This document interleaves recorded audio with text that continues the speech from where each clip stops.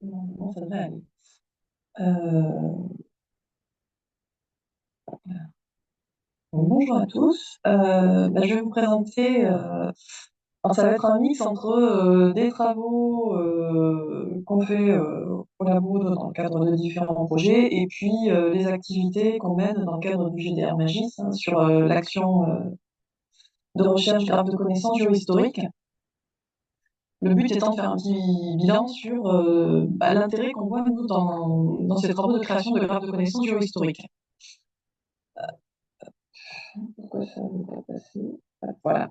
Euh, si vous voulez localiser des ressources anciennes à la surface de la Terre et dans le temps, vous allez vite être confronté à ce problème très très classique. Là, si on prend cette gravure qui est stockée à la Bibliothèque nationale de France, qui représente l'hôtel Radix de Sainte-Foy, qui était situé au 10 rue Basse du Rempart à Paris, et que vous cherchez la localisation exacte du 10 rue Basse du Rempart à Paris, sur le géoportail IGN, on va vous envoyer quelque part dans l'est de la France, et ça sera pareil sur Google et sur OpenStreetMap, étant donné que cette rue n'existe plus. Si vous voulez pouvoir vous localiser si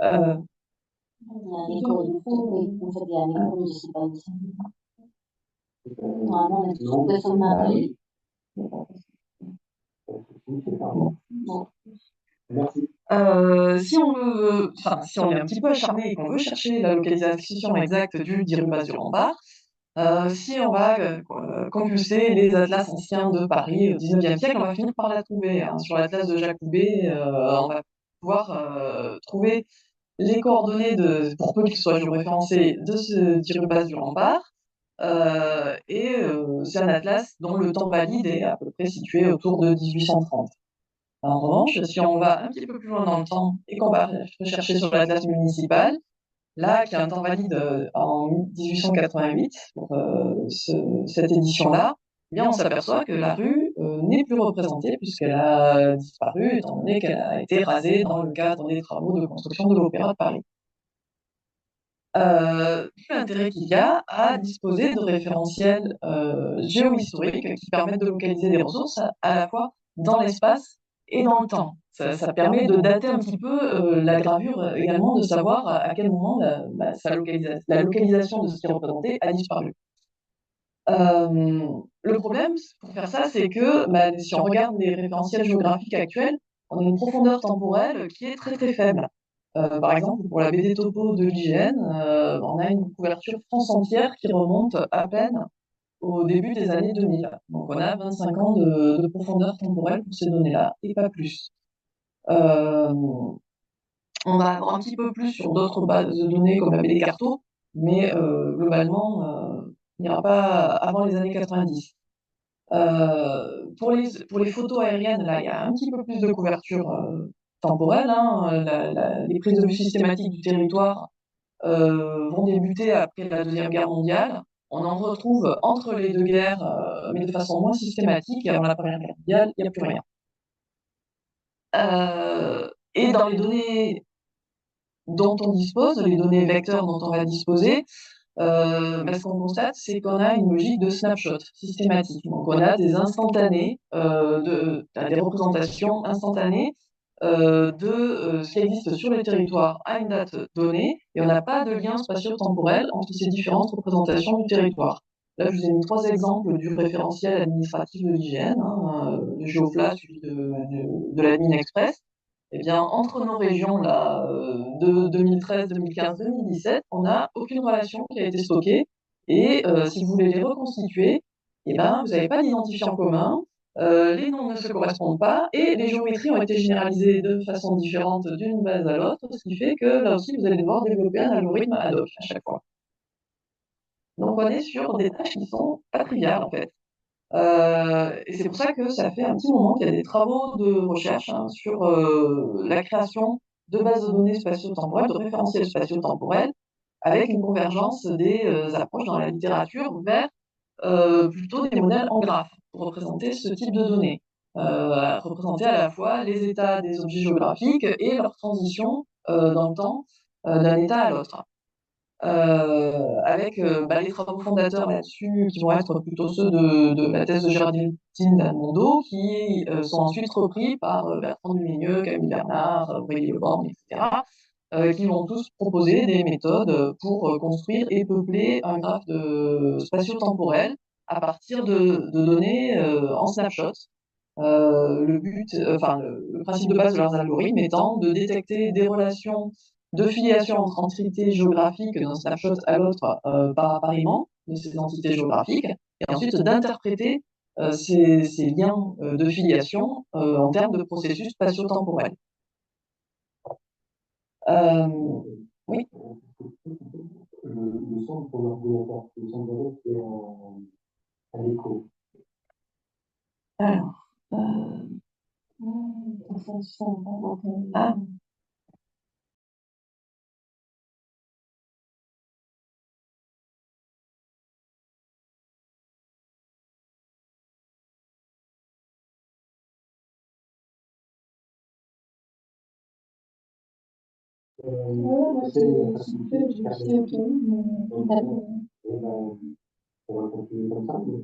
Ou alors, si je remets le son ici, c'est mieux.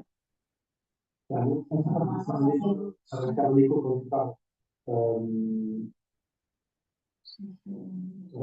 continue si on peut couper. Bon, excuse-moi. Pas de problème. Là. Le problème, enfin, ces méthodologies-là fonctionnent, mais la plupart du temps, elles ont été appliquées sur des données modernes, en fait, que sur des snapshots relativement propres. Or, ce qu'avait pu constater Bertrand Duménieux dans sa thèse, hein, c'est que, parce que lui avait travaillé sur des sources anciennes, sur des plans de Paris au XIXe siècle vectorisés manuellement, c'est qu'on va avoir des difficultés supplémentaires dès qu'on travaille sur des données plus anciennes. Déjà, ce sont des sources indirectes hein, sur les états passés du territoire, l'exception des photographies, mais sinon, dans le cadre des cartes anciennes, ce sont des données qui ont déjà été interprétées par le cartographe. Il a fait un filtre sur ce qui est représenté, il a fait des choix de représentation graphique qui font qu'on n'aura pas la même info d'une carte à l'autre, et que pour retrouver les similitudes entre entités géographiques qui se correspondent, ça va pas être aussi simple. Ce sont des sources de données qui sont non structurées. On va avoir soit du texte, soit des images qui décrivent l'espace ancien, mais pas des bases de données déjà organisées et structurées. C'est des sources qui sont généralement non géoréférencées et les choix de géoréférencement vont être cruciaux hein, sur les travaux qu'on peut faire ensuite sur les données. Et puis, on va avoir des données qui sont le plus souvent fragmentaires. On va avoir des sources qui vont couvrir une zone, mais pas l'ensemble du territoire, ou qui vont avoir une certaine couverture temporelle, mais pas couvrir l'ensemble de la période qui peut nous intéresser. Donc, on va être obligé de trouver des méthodes pour permettre de gérer ce côté extrêmement fragmentaire de l'information ancienne pour produire des référentiels spatio-temporels réellement pertinents. Si on regarde la définition qu'a aujourd'hui l'IGN d'un référentiel de données géographiques, c'est un ensemble de données qui représentent l'état du territoire de façon homogène, exhaustive, avec des coordonnées ou des géométries exactes, ou au moins dont on maîtrise la qualité, avec des niveaux de détail variés, hein, présentés à différentes échelles. Ça doit être à jour, disponible à différentes dates et de façon aussi continue que possible, et accessible et interopérable. Bon, dès qu'on se pose la question de faire des référentiels sur les états passés du territoire, on voit qu'il va falloir renoncer à un certain nombre de choses. Pour l'homogénéité, c'est mort. L'exhaustivité aussi. Les coordonnées, elles seront exactes au niveau de l'exactitude des sources dont on dispose. Hein, on ne pourra pas faire mieux. En revanche, on peut évaluer la qualité de ces sources. On va avoir évidemment des niveaux de détail variés qu'on ne choisira pas, hein, ils seront dépendants des sources, mais ça sera varié. On pourra au moins évaluer le temps valide des sources. Pour ce qui est de la disponibilité à différentes dates, idéalement, ce qu'il faudrait, c'est créer des liens spatio-temporels entre les représentations des entités géographiques à différentes dates.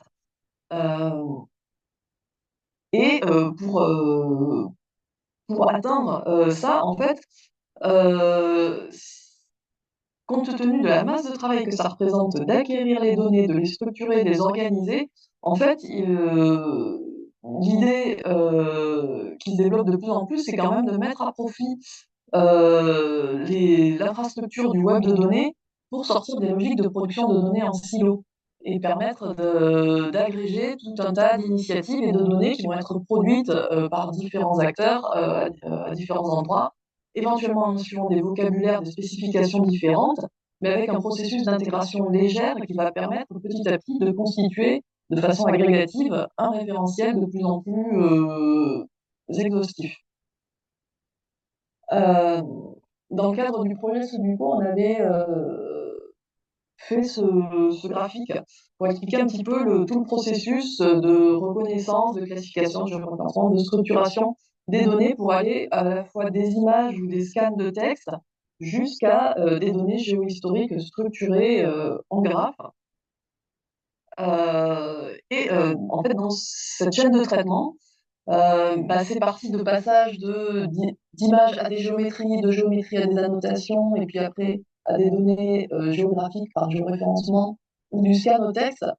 Il m'a semblé que c'était plutôt les parties pictoriales de la chaîne de traitement, quand la communauté graphe de connaissances géohistoriques s'intéresse plutôt aux autres aspects, à ceux qui sont plutôt en aval de ces étapes-là, même si il nous est arrivé de travailler sur des questions de géoréférencement ou de vectorisation, mais de façon moins automatisée, probablement. Euh, mais voilà, pour les liens, il me semble que nous, on arrive plutôt dans la partie aval. Quand on regarde un travail typique qui a été fait dans le cadre du projet Soduco, de construction de graphes de connaissances géohistoriques. Et là, c'était c'était de la production de graphes de connaissances géohistoriques sur des commerces parisiens du 19e siècle, à partir de données extraites dans des annuaires du commerce parisien. On a pris 144 annuaires du commerce parisien, ils ont été OCRisés. On a fait de la reconnaissance d'entités nommées pour séparer les entrées dans les annuaires et séparer dans les entrées les noms, les types d'activités, les adresses. Les adresses ont été géocodées en utilisant une base de données d'adresses anciennes parisiennes à différentes dates, de façon à avoir un géocodage à peu près cohérent avec la réalité des localisations de l'époque, hein, pas utiliser un géocodeur moderne, des données modernes pour ça. Et à partir de ces données-là, on a construit un graphe de connaissances par année. On a lié ces graphes de connaissances d'une année sur l'autre et cherché à interpréter ces liens de continuation entre les entrées des annuaires du commerce d'une année sur l'autre, de façon à permettre de faire un suivi individuel des commerces à Paris au 19e siècle. Donc, si je prends un exemple, hein, c'est Solène qui avait fait ce travail-là, de visualisation et d'analyse de ce graphe. Là, c'est un des graphes qui a été fait sur les graveurs et les marchands de cartes et plans. Vous pouvez, alors, il est en ligne, hein, le visualisateur, vous pouvez tester, il y a d'autres professions, il y a les notaires, les photographes, etc. Vous pouvez demander à visualiser donc, les marchands de cartes et plans sur une certaine plage temporelle. Si vous sélectionnez un de ces marchands de cartes et plans, comme ici Monsieur Vuillemin, vous allez avoir les informations tirées de l'annuaire le concernant, et vous allez pouvoir accéder à une frise chronologique qu'on produit à partir des liens qui ont été faits entre les différents millésimes des annuaires, et qui nous permet de voir que ce Monsieur Vuillemin avait son commerce d'abord au 5 rue Saint-Thomas d'Enfer, qu'il est passé rue de la Sorbonne avant finalement de terminer sa carrière rue Monge. Et on a aussi comme ça la possibilité de visualiser par exemple des transmissions de commerce d'un commerçant à un autre quand il y a un rachat ou un héritage qui est fait. Donc ça, c'était un premier travail à partir de Snapshot. Mais pour ce qui était de la représentation de la gestion de données très, très fragmentaire, il y a des travaux suivants qui ont été faits dans le cadre des thèses de Charlie Bernard et de Solène sur l'ontologie Pegasus et sur la proposition d'algorithmes de peuplement automatique de cette ontologie. Je vous laisserai aller voir si ça vous intéresse. Tout ça qui nous amène à l'action de recherche graphe de connaissances géohistoriques qu'on a proposé il y a quelques années déjà au sein du GDR Magis, parce qu'on voyait qu'il y avait des travaux là-dessus dans la communauté, ceux de Camille Bernard, d'Aurélie Le Borgne, etc. On pensait qu'il y avait une opportunité à essayer de rassembler la communauté scientifique intéressée sur ces questions d'extraction, de structuration, d'exploitation d'informations sur des faits et des observations plus ou moins anciens, et sur le fait de générer leurs relations spatio-temporelles pour permettre d'avoir vraiment une interrogation spatio-temporelle de ces données-là. Alors l'animation de cette action de recherche, ça se fait essentiellement avec des webinaires.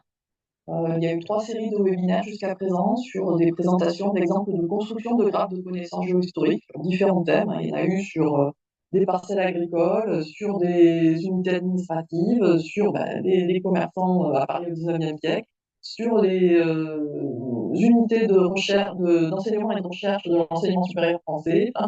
Il y a eu différents cas, sur des méthodos de génération de représentation de temps valide et la dernière, on a fait une série sur les méthodes d'interrogation de connaissances historiques avec des grands modèles de langage, type ChatGPT, un petit peu ce qui était faisable aujourd'hui.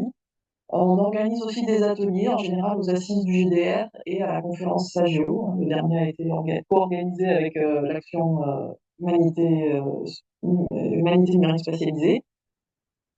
Et puis, en projet, on va continuer les webinaires et on réfléchit en ce moment à l'opportunité d'organiser une école d'été sur les questions traitées dans le dernier atelier SAGEO et à faire une publication commune sur ces questions-là. Si vous voulez suivre les activités de l'action de recherche, il y a un petit site web et une liste de diffusion. On ne spammera personne, on envoie 3 mails par an, vous êtes à peu près tranquille. Peut-être un petit peu plus, j'exagère, mais ça sera pas plus qu'une demi-douzaine. Et puis je ferai ces références de la présentation. Et j'arrête pas dépasser le temps. Oh, ben, c'est excellent.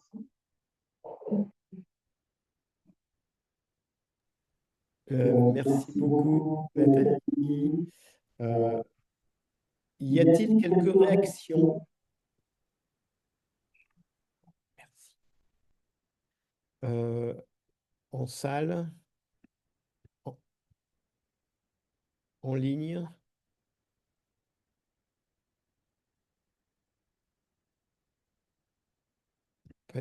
Pas de réaction. Alors, je ne sais plus. Oui. Non, je vais juste profiter pour signaler, parce qu'on a des présentations, un beau panel de pratiques, de méthodes, de problématiques autour de l'IA et qui intéresse Pictoria. C'est qu'on a aussi, on essaie de faire un peu une cartographie évidemment non exhaustive des programmes, des outils, je sais pas, différents voilà, projets, outils. Des modèles aussi, Modèles, des modèles d'anatomie. voilà, on essaie de faire voilà, un répertoire, une cartographie. Donc, si vous pouvez faire remonter les informations, pour le moment, on les met dans un Zotero, mais peut-être dans un outil un peu plus dédié. Voilà, donc je voulais juste dire ça parce que tout ce que je vois aujourd'hui est vraiment très, très intéressant. Je rebondirai en fait sur la liste de diffusion parce que dans Pictoria, en fait, en matière géomatique, il y a moi, mais je suis pas. Il y a Laurent Costa qui traite plutôt archéologie, Paris Time Machine. Donc on n'est pas nombreux. Et l'idée de ce réseau, c'est justement de connecter des gens qui connaissent pas Pictoria et qui travaillent comme vous, comme ceux qui sont en ligne, qui seraient intéressés à intégrer ces démarches-là. Donc on a déjà plusieurs petites pistes qui se montrent à nous, en espérant les faire fructifier. Euh, je me disais si c'était pas l'opportunité de faire une petite liste de diffusion, comme tu en avais fait une, je crois, Hélène, en archéo. Voilà, c'est archéo et art visuel parce que la liste des participants de Pictoria est longue et puis pour cibler, Voilà, c'est ça. retransmettre des infos, c'est un peu difficile. Donc, on a fait cette liste qui en réalité est un forum. Alors, on n'est pas très actif. L'idée n'est pas De spammer non plus. voilà, de noyer les gens. Néanmoins, des échanges pourraient être bienvenus et on pourrait faire la même chose pour la géomatique. Oui. Après, ici, on est parmi les archéologues, donc vous pouvez passer des infos sur cette liste, Sur la liste archéo, oui. sur la liste archéo art Archéo, visuel. archéo. Et parce que je pense que la liste info, Pictoria Info n'est pas un forum, hein, c'est Non, une liste c'est de juste une liste modération. de diffusion. Voilà. Donc, mais ça, c'est Mais ça m'intéresse. tout à fait possible. Voilà. si ça vous Après, dérange pas sans vous spammer. Mais si on veut monter des ateliers, si on veut parler aussi de contribution dans les annotations, comme on a évoqué tout à l'heure, pourquoi pas discuter par ce type de format, quoi. Voilà. alors évidemment, du coup, il y a des informations de la liste Pictoria Qui peut- Info qui sont doublées hein, dans l'envoi, mais bon, c'est comme ça, quoi. A tomar por culo. Oui, Kepa, Marthe, une question? Non. Euh, bah, s'il No y me a... gusta nada el puto Zoom este, ¿eh? Allô, oui?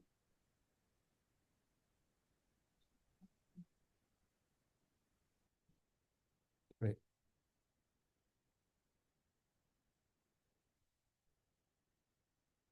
ok, très bien. Eh bien, on va passer à Carmen.